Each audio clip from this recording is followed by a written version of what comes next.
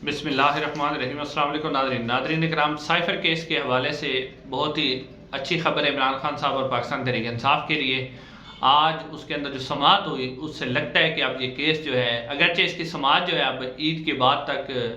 जो है वो मुलतवी कर दी गई है और इससे पहले तो इमरान खान साहब की जो रिहाई है वो मुमकिन नहीं है, लेकिन आज जिस तरह की समाअत हुई है, जिस तरह के जजेस ने रिमार्क्स दिए हैं, उनसे लगता है कि ये केस अब ख़त्म होने वाला है। तोशाखाना केस में पहले सज़ा का लज़म हो चुकी है। उसके अलावा जस्टिस काजी फैज़ ईसा साहब के खिलाफ एक और चीफ जस्टिस हाई कोर्ट ने ख़त लिख दिया जस्टिस काजी फैज़ ईसा साहब को, और उस ख़त में उन्होंने बहुत से गिले भी किए। काजी फैज़ साहब को उनकी माजी के जो खतूत थे वो भी याद दिलाए, और उसके अलावा उन्होंने उनकी अकरा परवरी और कहा कि आप यानी कि गैर मुनसफाना तरीके से चल रहे हैं, कानून और आइन के मुताबिक नहीं चल रहे। उसके अलावा जो है राणा सनाउल्लाह साहब ने इमरान खान साहब के हक़ में बहुत बड़ी गवाही दी है, यानी डायरेक्टली या इनडायरेक्टली अगर आप देखें तो ये जितनी भी राणा सनाउल्लाह साहब ने बातें की हैं वो सारी इमरान खान साहब को फेवर करती हैं, और इससे लगता है कि इमरान खान साहब पर जो मुकदमात बनाए गए हैं वो मुकम्मल तौर पर जो कानूनी तौर पर भी बोगस हैं। तो अब तो उनके मुखालिफिन राणा सनाउल्लाह साहब ने भी कह दिया कि ये बोगस केस हैं जो इमरान खान साहब के खिलाफ बनाए गए हैं।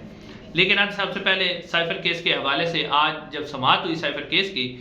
तो इसमें जो इमरान खान साहब के वकील हैं सलमान सफदर साहब, उन्होंने अपने दलाइल दिए, और उसमें जो अहम बातें हुई वो ये हुई कि आज अदालत ने कह दिया कि कम से कम ये बात कन्फर्म हो गई है कि साइफर जो है वो इमरान खान को नहीं दिया गया बल्कि आज़म खान को दिया गया 8 मार्च को, और आज़म खान ने कहा कि मैंने 9 मार्च को इमरान खान साहब को साइफर दिया। उसके अलावा उन्होंने कहा कि अदालत में ये भी बात कही गई कि साइफर जो है उसकी 8 कापियाँ तकसीम की गई, इमरान खान साहब के अलावा भी 7 कापियाँ तकसीम की गई, लेकिन वो 7 की 7 कापियाँ वापस नहीं आई और उनमें से किसी के खिलाफ भी मुकदमा नहीं बनाया गया, सिर्फ और सिर्फ इमरान खान के खिलाफ मुकदमा बनाया गया, जिससे इस मुकदमे की बदनीयती ज़ाहिर होती है। फिर जो ऑफिशियल आर्टिकल है उसका 1C और 1D, उसमें दोनों के ऊपर इमरान खान साहब को सजा दी गई। यानी एक होता है कि आपने जानबूझकर साइफर गुम किया, और एक था कि लापरवाही की वजह से हुआ। तो इसके ऊपर जस्टिस आमिर फारूक साहब ने पूछा कि क्या इन दोनों पर सजा हुई है, तो इमरान खान साहब के वकील सलमान सफदर ने कहा कि जी हाँ, इन दोनों पर सजा हुई है। तो इसके ऊपर जस्टिस आमिर फारूक साहब ने बड़ी हैरानी का इजहार किया कि दोनों पर सजा कैसे हो सकती है, या लापरवाही हो सकती है या फिर आप जानबूझ के गुम कर सकते हैं, और दोनों में जो मैक्सिमम सजा है वो 2 साल है, और 2 साल भी बहुत ज़्यादा सज़ा यानी मैक्सिमम है। और ये फिर उन्होंने कहा कि ये तो सज़ा बनती ही नहीं थी। जस्टिस आमिर फारूक साहब ने कहा कि ये तो सज़ा बनती नहीं थी। फिर उन्होंने जो इमरान खान साहब के वकील हैं सलमान सफदर साहब, उन्होंने कहा कि साइफर की वापसी का 1 साल का अरसा जो है वो मुतय्यन होता है, 1 साल के अंदर अंदर वापस करना होता है, और इन्होंने 1 साल से पहले जो है इसके ऊपर मुकदमा बना दिया गया। तो नाज़रीन, आज की समाअत में जो जस्टिस मियां गुल हसन औरंगज़ेब हैं, उन्होंने भी कहा कि आपने आज हमें फतह कर लिया है। उन्होंने कहा सलमान सफदर साहब को कि आपने हमें कैप्चर कर लिया, उन्होंने बकायदा तौर पर ये लफ्ज़ इस्तेमाल किया कि आपने हमें आज कैप्चर कर लिया है। और फिर सलमान सफदर ने कहा कि जब हाथी गुजर जाता है तो हाथी की जो दुम होती है वो सिर्फ और सिर्फ क्या करते हैं, वो जजेस से गुजार देते हैं। तो सलमान सफदर साहब ने बड़े ज़बरदस्त दलाइल दिए, और साइफर केस जो है आज मुकम्मल तौर पर ख़त्म हो चुका है, उसके अंदर कोई चीज़ बाकी नहीं रही। लेकिन अब इसकी समाअत जो है वो 16 अप्रैल तक मुलतवी कर दी गई है। 16 अप्रैल ईद के बाद समाअत होगी, क्योंकि इसके ऊपर चीफ जस्टिस ने कहा कि हम जो FIA के वकील हैं उन्हें भी तफसीलन सुनना चाहेंगे। अब सलमान सफदर साहब ने भी मज़ीद दलाइल देने हैं, फिर FIA के वकील भी दलाइल देंगे,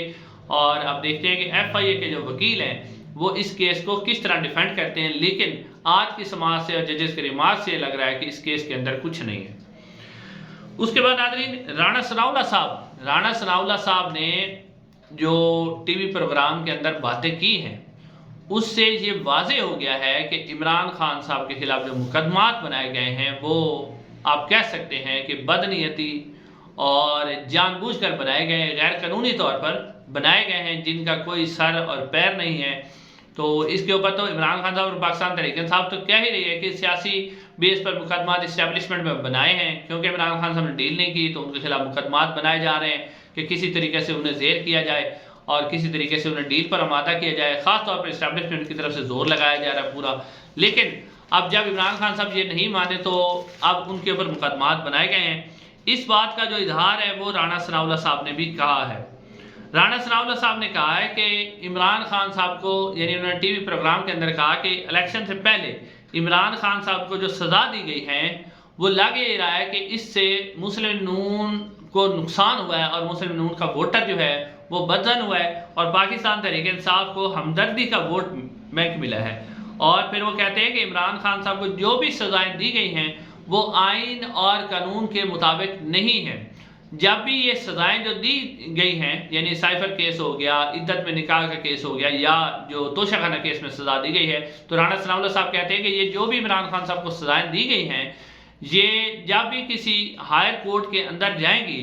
اور اگر وہ جو جج ہے اگر انصاف سے کام لے گا تو یہ سزائیں بالکل نہیں ٹھہر سکیں گی، یہ سزائیں بالکل ختم ہو جائیں گی۔ یعنی رانا ثناء اللہ صاحب نے واضح طور پہ بتا دیا کہ بوگس کیس ہیں، صرف اور صرف عمران خان صاحب کو دبانے کے لیے بنائے گئے ہیں۔ پی ٹی آئی تو پہلے یہ کہہ رہی ہے، اب رانا ثناء اللہ صاحب کی گواہی آ گئی۔ پھر رانا ثناء اللہ صاحب نے صرف یہی بات نہیں کی، پھر رانا ثناء اللہ صاحب نے ایک اور بات کی کہ 2018 میں، بلکہ انہوں نے کہا کہ 2011 سے عمران خان صاحب کو لانے کا پروجیکٹ بنایا گیا اور لانے والوں میں انہوں نے اسٹیبلشمنٹ کا ذکر بھی کیا کہ اس وقت کی اسٹیبلشمنٹ انہیں لانے والوں میں تھی، اس کو لایا گیا۔ 2018 کا جو الیکشن ہے وہ ریگ کر کے عمران خان صاحب کو جتایا گیا۔ اب جو ہے پھر اگلی بات آپ نے غور سنی، آگے وہ کہتے ہیں کہ اب عمران خان صاحب کو گرانے کا پروجیکٹ بنایا جا رہا ہے۔ رانا ثناء اللہ صاحب نے اب واضح طور پر کہہ دیا کہ اسٹیبلشمنٹ اور سارے ادارے اس وقت مل کر عمران خان صاحب کو گرانے پر لگے ہوئے ہیں۔ یعنی رانا ثناء اللہ صاحب نے یہ تسلیم کر لیا کہ ایک تو انہوں نے پہلے تسلیم کر لیا ان کے خلاف کیسز بوگس ہیں، اور دوسری بات یہ بھی تسلیم کر لی کہ یہ ساری جماعتوں کو ملایا گیا ہے، ایک چو کا مربع بنایا گیا ہے، حکومت بنائی گئی ہے، اس کے اندر جتنی بھی جماعتیں شامل کی گئی ہیں وہ ساری کے سارے صرف عمران خان صاحب کو گرانے کے لیے اسٹیبلشمنٹ میں اکٹھی کی ہیں۔ اس کے علاوہ رانا ثناء اللہ صاحب سے جب پوچھا گیا کہ محسن نقوی صاحب کیا شہباز شریف صاحب زیادہ طاقتور ہیں، تو انہوں نے کہا کہ جی ہاں بالکل، اس میں کوئی شک نہیں ہے۔ انہوں نے کہا کہ محسن نقوی صاحب کی مہربانی ہے کہ وہ صرف وزیر داخلہ ہی بنے ہیں، اگر وہ وزیر اعظم بھی بننا چاہتے تو بن جاتے۔ انہوں نے کہا کہ محسن نقوی صاحب جو ہیں وہ ہماری حکومت سے بھی زیادہ، ہمارے وزیر اعظم سے بھی زیادہ طاقتور ہیں۔ تو ناظرین یہ بھی رانا ثناء اللہ صاحب نے بتا دیا کہ ہماری حکومت بے بس ہے، شہباز شریف صاحب ڈمی وزیر اعلیٰ ہیں، وزیر اعظم ہیں، ان کی جو اور بلاول بھٹو نے کہا تھا کہ تمہاری ڈوریاں تو کوئی اور ہلا رہا ہے،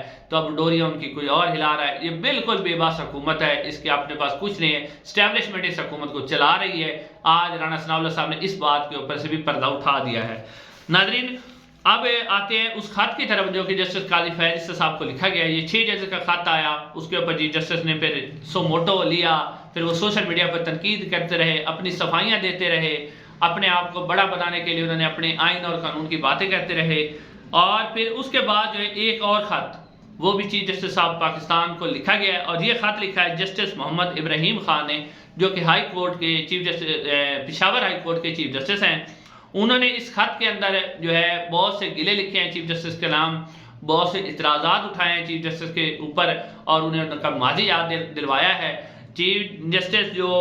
پشاور ہائی کورٹ جسٹس ابراہیم خان لکھتے ہیں کہ وہ یہ خط بڑے بھاری دل کے ساتھ لکھ رہے ہیں اور لکھنا نہیں چاہتے تھے، لیکن میں آپ کی توجہ دلانا چاہتا ہوں آپ کے اس ایکٹ کی طرف جو آپ منمانی کر رہے ہیں، یعنی اپنی منمانی اقرب پروری کی طرف، کہ آپ اپنی منمانی اور اقرب پروری کر رہے ہیں سپریم کورٹ آف پاکستان میں، آئین اور قانون کے مطابق نہیں کر رہے۔ انہوں نے کہا کہ میں مؤدبانہ گزارش کرتا ہوں کہ یہ جو اعلیٰ پوزیشن ہوتی ہے آپ کی جو ہے، اس کے اوپر میرٹ کی بات ہونی چاہیے، نہ کہ اقرب پروری کی بات ہونی چاہیے۔ سپریم کورٹ کے انہوں نے کہا کہ سپریم کورٹ میں 4 نشستیں ججز کی خالی ہیں، لیکن قاضی فیض عیسی صاحب آپ نے صرف ایک ہی جج نعیم اختر افغان کو لگایا ہے، اور وہ بھی جو صرف آپ کے اپنے صوبے کے جج یعنی بلوچستان کے ہیں، اور کسی صوبے کا آپ نے جج نہیں لگایا۔ انہوں نے کہا کہ مجھے نعیم اختر جو افغان ہیں ان کے اوپر کوئی اعتراض نہیں ہے، میں ان کی تعیناتی پر خوش ہوں، لیکن انہوں نے کہا کہ میں سینئرٹی میں بھی سینئر ہوں، میرے اندر اہلیت بھی ہے، اور میں جو سپریم کورٹ آف پاکستان ہے میں اس میں جوڈیشل کونسل کا ممبر بھی ہوں، اور میں اس اہلیت کا بھی حامل ہوں، لیکن مجھے آپ نے نہیں لگایا، تو یہ آپ کی بددیانتی ہے۔ تو اب جو یہ جسٹس ابراہیم خان جو کہ اب اپریل میں ریٹائر ہونے جا رہے ہیں، ان کا یہ جو خط ہے اس نے بھی واضح اس بات کی کلی کھول دی ہے کہ چیف جسٹس قاضی فیض عیسی صاحب جو ہیں وہ مکمل طور پر اس وقت کنٹرول کے اندر ہیں، اور وہ ان ججز کو سپریم کورٹ آف پاکستان میں نہیں لانا چاہتے جو آئین اور قانون کے طور پہ فیصلہ دیں، بلکہ وہ ایسے ججز کو لانا چاہتے ہیں جو کہ بس act as a chief justice of Pakistan ہی چلتے رہیں۔ ناظرین، اس کے علاوہ آخر میں خبر یہ آ رہی ہے کہ اس وقت پاکستان کو جو اگلے 5 سال میں 120 ارب روپے کی ضرورت ہے، اور وہ 120 ارب روپے حکومت نے پیدا کرنے ہیں۔ تو اس حوالے سے خبر یہ آ رہی ہے کہ جو عوام کے اوپر مزید بوجھ ڈالا جائے گا، 120 ارب ڈالر کی ضرورت ہے، عوام کے اوپر مزید بوجھ ڈالا جائے گا، پیٹرول ڈیزل کی قیمتوں میں اضافہ کیا جائے گا، اس کے علاوہ اشیاء خرد و نوش کی قیمتوں میں مہنگائی کا ایک طوفان آئے گا، اور عوام کی مشکلات جو ہے وہ کم ہوتی ہوئی نظر نہیں آ رہی۔ انشاءاللہ ناظرین، اگلی ویڈیو میں آپ سے ملاقات ہوگی۔ السلام علیکم۔